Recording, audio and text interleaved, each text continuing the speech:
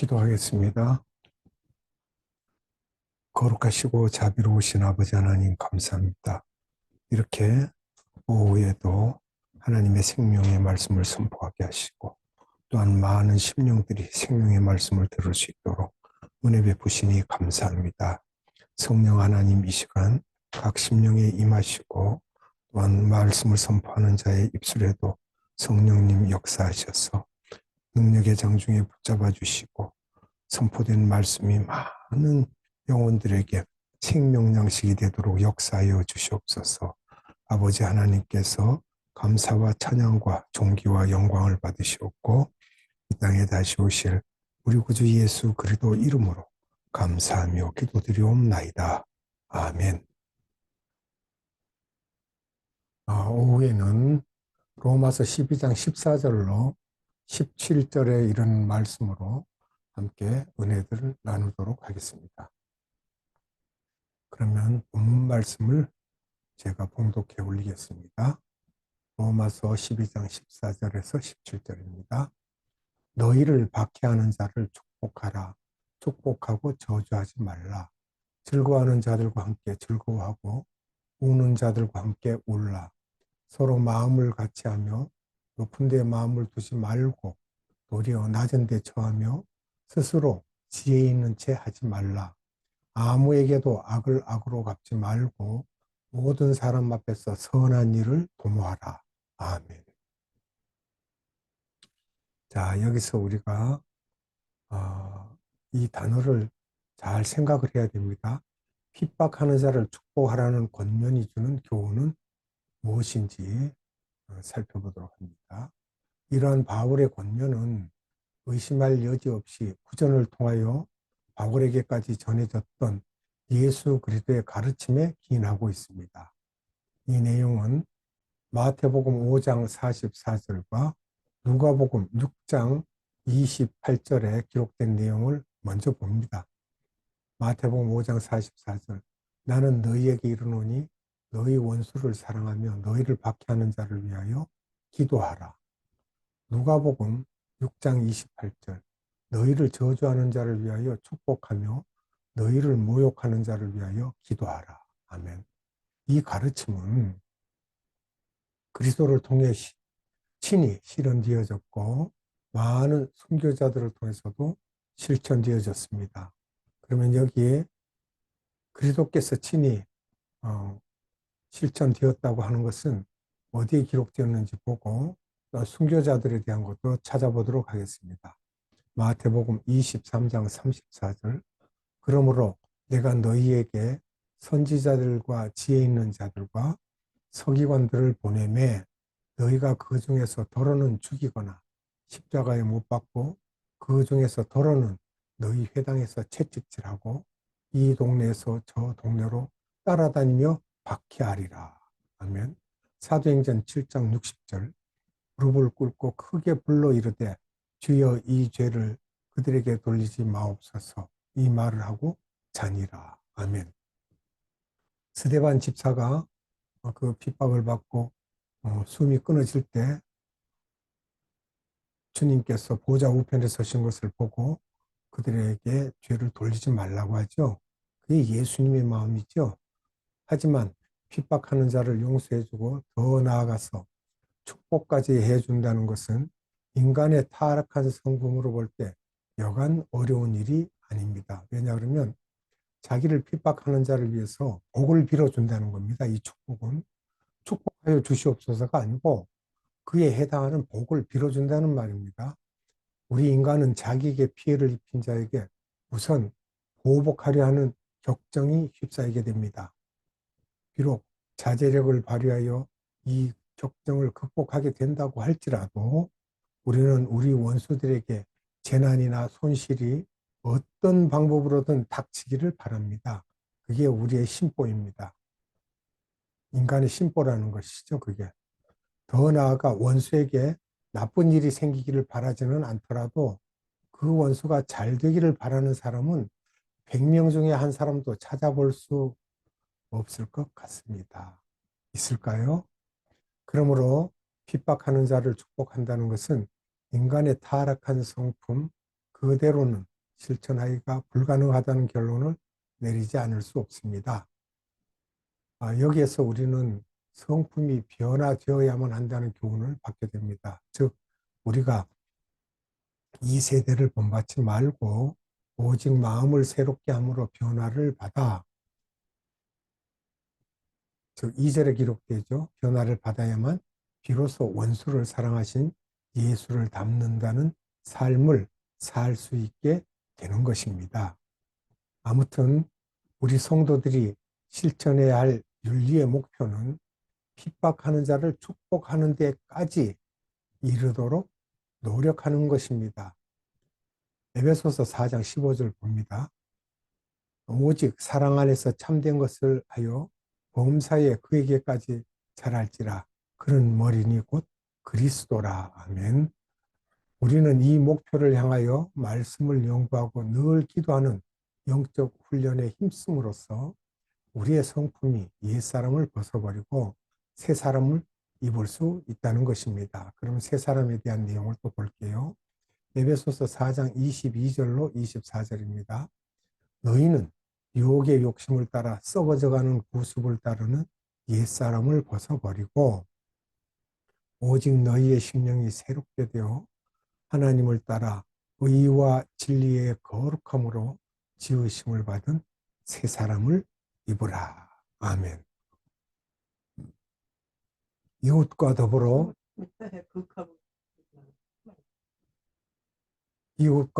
동고동락하라는 권면이 의미하는 바는 또 무엇입니까? 우리가 이것을 알아보도록 합니다. 15절입니다. 즐거워하는 자들로 함께 즐거워하고 우는 자들로 함께 울라는 바울의 권면은 개인 위주의 사고방식을 버리고 이타주의적 사고방식으로 살아야 할 것을 교훈하고 있습니다. 개인 위주, 즉 자기 중심적으로 생각하는 자는 결코 즐거워하는 자들로 함께 즐거워할 수도 우는 자들로 함께 울 수도 없습니다. 그는 즐거워하는 자가 있을 때 오히려 질투할 것이며 우는 자가 있을 때 무관심하거나 혹은 기뻐할 것입니다. 반대로 가죠. 그러면 디도서 3장 3절 봅니다. 우리도 전에는 어리석은 자요, 순종하지 아니한 자요, 속은 자요, 여러 가지 정욕과 행락에 종노릇한 자요, 악독과 투기를 일삼는 자요, 가증스러운 자요, 피차 미워한 자였으나. 하면 우리가 이전에 그랬다는 것입니다. 하지만 하나님 중심으로 그리고 이타주의적으로 모든 일을 생각하는 사람은 그렇지 않습니다. 그는 이웃이 잘 되기를 바라는 마음으로 가득 차 있기 때문에 이웃과 함께 진심으로 동고동락할 수 있게 되는 것입니다. 여기서 한 가지 더 생각해 보아야 할 것은 이 동고동락의 범위입니다. 아무나 같이 사는 게 아니죠. 사람들은 가족, 또 친척, 친구들과 동고동락하는 것을 쉽게 생각해도 낯선 사람, 타국인, 원수와 동고동락한다는 것은 감히 상상하지도 못합니다. 그러나 우리 성도들은 원수들과도 동고동락해야 합니다. 이 말은 원수의 나쁜 행위에 동참하라는 뜻이 아니라 그들의 생명을 진정으로 사랑하라는 뜻입니다. 사람의 생명 자체를 존중하고 사랑하는 것은 곧 그 생명을 만드신 하나님을 사랑하는 것입니다. 창세기 4장 15절과 9장 5, 6절에 기록되어 있는데 이것을 먼저 보겠습니다. 창세기 4장 15절 여호와께서 그에게 이르시되 그렇지 아니하다. 가인을 죽이는 자는 벌을 7배나 받으리라 하시고 가인에게 표를 주사 그를 만나는 모든 사람에게서 죽임을 면하게 하시니라. 하나님이 사랑하기 때문에 죽이지 못하게 합니다. 창세기 9장 5절과 6절 내가 반드시 너희의 피 곧 너희의 생명의 피를 찾으리니 짐승이면 그 짐승에게서 사람이나 사람의 형제면 그에게서 그의 생명을 찾으리라. 다른 사람의 피를 흘리면 그 사람의 피도 흘릴 것이니 이는 하나님이 자기 형상대로 사람을 지으셨음이니라. 아멘. 그리스도를 본받는 것은 무엇인지 또 우리가 말씀을 보겠습니다. 마태복음 5장 44절과 44절에서 48절입니다. 나는 너희에게 이르노니 너희 원수를 사랑하며 너를 박해하는 자를 위하여 기도하라. 이같이 한즉 하늘에 계신 너희 아버지 아들이 되리니 이는 하나님이 그 해를 악인과 선인에게 비추시며 비를 의로운 자와 불의한 자에게 내려주심이라. 너희가 너희를 사랑하는 자를 사랑하면 무슨 상이 있으리요? 세리도 이같이 아니하느냐? 또 너희가 너희 형제에게만 무난하면 남보다 더하는 것이 무엇이냐? 이방인들도 이같이 아니하느냐? 그러므로 하늘에 계신 너희 아버지의 온전하심과 같이 너희도 온전하라. 이웃을 사랑하는 데 있어서 필요한 마음은 어떤 마음입니까? 16절을 살펴봅니다. 바울은 성도들 사이에서 겸손을 강조한 것처럼 이웃을 사랑하는 데에도 겸손한 마음을 가져야 할 것을 강조하고 있습니다. 겸손한 마음을 바울은 다음과 같이 세 가지 마음 상태로 정의하고 있습니다. 첫째, 서로 마음을 같이 하는 것. 이것은 성도들 사이에 이루어지는 합심이라는 의미보다 타인에 대하여 우월감을 갖지 말고 동등한 관계로서 타인과 교제하라는 의미로 이해되어야 합니다. 만인은 법 앞에서 평등하다는 말이 있듯이 성도나 불신자는 다 같이 하나님 앞에서 평등한 존재입니다. 여기에 대한 말씀들을 찾아보도록 하겠습니다. 고린도후서 13장 11절, 고린도후서 13장 11절. 마지막으로 말하노니 형제들아 기뻐하라. 온전하게 되며 위로를 받으며 마음을 같이하며 평안할지어다. 또 사랑과 평강의 하나님이 너희와 함께 계시리라. 거룩하게 입맞춤으로 서로 문안하라. 아멘. 빌립보서 2장 2절. 마음을 같이하여 같은 사랑을 가지고 뜻을 합하며 한 마음을 품어. 아멘. 빌립보서 4장 2절. 내가 유오디아를 권하고 순두개를 권하노니 주 안에서 같은 마음을 품으라. 베드로전서 3장 8절. 마지막으로 말하노니 너희가 다 마음을 같이하여 동정하며 형제를 사랑하며 불쌍히 여기며 겸손하며. 아멘. 둘째, 높은 데 마음을 두지 말고 도리어 낮은 데 처하는 것은 무슨 내용인지 보겠습니다. 앞서 언급된 마음 상태와 밀접한 관련이 있습니다. 즉, 마음을 같이 하는 것은 자신을 비하함으로써 지극히 신분이 낮은 사람과도 동등한 관계로 교제하는 마음 상태를 말하는 것입니다. 셋째, 스스로 지혜 있는 채 하지 않는 것은 또 무슨 말입니까? 모든 교만은 하나님과 타인을 무시하고 스스로를 지혜롭게 여기는 것으로부터 시작됩니다. 겉으로 보기에는 매우 겸손하고 정중하게 처신하는 것 같은 사람도 스스로를 지혜롭게 여긴다면 그는 이미 겸손의 선을 넘은 사람입니다. 마지막 겸손에 대한 정의는 하나님만을 지혜로운 분으로 믿는 신앙을 강조하는 것 같습니다. 잠언서 3장 6절로 7절. 너는 범사의 그를 인정하라. 그리하면 내 길을 지도하시리라. 스스로 지혜롭게 여기지 말지어다. 여호와를 경외하며 악을 떠날지어다. 잠언서 26장 12절. 너가 스스로 지혜롭게 여기는 자를 보느냐? 그보다 미련한 자에게 오히려 희망이 있느니라. 아멘. 이사야서 5장 21절입니다. 스스로 지혜롭다 하며 스스로 명철하다 하는 자들은 화 있을진저. 아멘. 아무에게도 악으로 악을 갚지 말라는 말씀은 기독교 윤리의 어떤 원리를 제시해주고 있는지 살펴보겠습니다. 17절입니다. 일반 세속 사회에서는 악으로 악을 갚는 보복의 원리가 적용되어집니다. 그리고 이러한 보복은 인과응보라는 논리에서 정당시되기도 합니다. 부모나 가족을 죽인 원수를 갚기 위해서 사람들은 끔찍한 살인마저도 불사합니다. 이러한 보복 행위는 현대 사회에서도 여러 가지 양상의 인간관계를 통해서 나타나고 있으며 국가적인 차원에서는 전쟁의 원인이 되기도 합니다. 세계 1차 대전도 한 왕자의 피살에 대한 보복 행위로 말미암아 발발된 전쟁이었습니다. 하지만 보복 행위는 또 다른 보복을 야기시키는 악순환을 반복할 뿐 근본적인 문제 해결이 되지 못합니다. 그러므로 우리 성도들에게는 무언가 다른 차원의 행동, 행동 원리가 요구됩니다. 예수께서는 그것을 용서와 사랑의 원리라고 말씀하고 계십니다. 그러면 마태복음 5장 44절을 봅니다. 나는 너희에게 이르노니 너희 원수를 사랑하며 너희를 박해하는 자를 위하여 기도하라. 아멘. 마태복음 6장 12절과 14절 우리가 우리에게 죄 지은 자를 사하여 준 것 같이 우리 죄를 사하여 주시옵고 너희가 사람의 잘못을 용서하면 너희 하늘 아버지께서도 너희 잘못을 용서하시려니와. 아멘.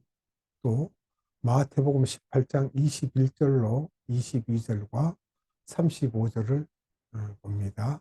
그때 베드로가 나와 이르되 주여 형제가 내게 죄를 범하면 몇 번이나 용서하여 주리이까?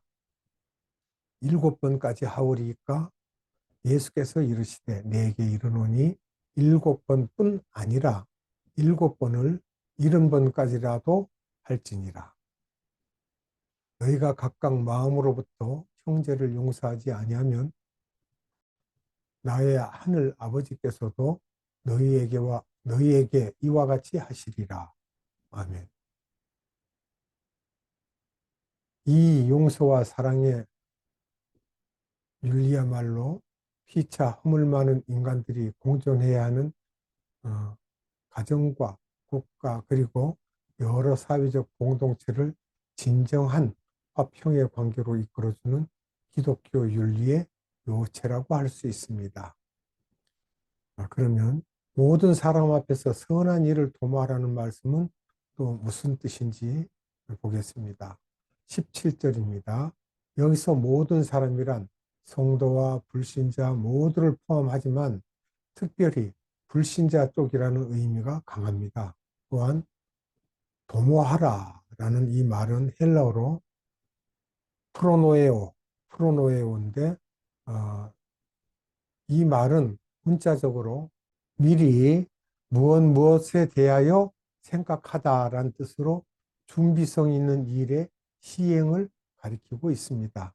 따라서 이 말씀은 여러 사람, 특히 불신자 앞에서 행할 때 주의를 기울여 선한 일을 행함으로써 믿는 자로서의 본을 보여야 할 것을 강조하고 있습니다. 고린도후서 8장 21절 이는 우리가 주 앞에서뿐 아니라 사람 앞에서도 선한 일에 조심하려 함이라. 즉, 이 말씀들은 성도만 하나님께 인정을 받을 뿐 아니라 사람 앞에서도 존경을 받는 생활하는 사람이 되어야만 할 것을 촉구하고 있는 것입니다. 그러므로 다른 곳에서 바울은 자기 자신을 하나님 앞에서 각 사람의 양심에 대하여 청구한다고 했는데 고린도후서 4장 2절입니다. 이에 숨은 부끄러움의 일을 버리고 속임으로 행하지 아니하며 하나님의 말씀을 혼잡하게 하지 아니하고 오직 진리를 나타내므로 하나님 앞에서 각 사람의 양심에 대하여 스스로 추천하노라. 이렇게 말했고요. 또한 감독의 조건으로 외인에게도 선한 증거를 얻은 자라야 할 것을 요구했습니다. 디모데전서 3장 7절입니다. 또한 외인에게서도 선한 증거를 얻은 자라야 할지니 비방과 마귀의 올무에 빠질까 염려하라. 아멘. 그러면 말씀 한 구절만 더 살펴보고 말씀을 맺도록 하겠습니다. 진정 그리스도를 섬긴다고 하는 자는 악으로 악을 갚지 아니할 뿐만 아니라 적극적으로 선을 행함으로써 믿지 않는 자에게까지 존경과 칭찬을 받을 수 있어야만 합니다. 로마서 14장 18절 이로써 그리스도를 섬기는 자는 하나님을 기쁘시게 하며 사람에게도 칭찬을 받느니라. 아멘. 기도합시다. 은혜가 풍성하신 아버지 하나님 감사합니다. 이 시간에도 생명의 말씀을 주사 우리가 하나님 앞에만 잘난 척하고 잘하는 척할 것이 아니라 세상을 살면서 사람 앞에서도 우리가 흠없이 생활을 하고 하나님의 자녀로서 본이 되는 삶을 살아야만 될 것을 강조하고 있었습니다. 그리하여 사람들에게도 우리가 인정받을 수 있는 그러한 믿음을 가진 자들로 세상을 능히 이기고 승리하는 삶을 살아야 될 것입니다. 아버지 하나님, 오늘도 생명의 말씀을 주심으로 우리가 하나님께 감사와 찬양과 영광을 올려드립니다. 세세무궁하도록 영광 받으시옵소서. 우리 구주 예수 그리스도 이름으로 감사하며 기도드리옵나이다. 아멘. 그러면 주기도문으로 예배를 마치도록 하겠습니다. 하늘에 계신 우리 아버지, 아버지의 이름을 거룩하게 하시며 아버지의 나라가 오게 하시며 아버지의 뜻이 하늘에서와 같이 땅에서도 이루어지게 하소서. 오늘 우리에게 일용할 양식을 주시고 우리가 우리에게 잘못한 사람을 용서하여 준 것 같이 우리 죄를 용서하여 주시고 우리를 시험에 빠지지 않게 하시고 악에서 구하소서. 나라와 권능과 영광이 영원히 아버지의 것입니다. 아멘.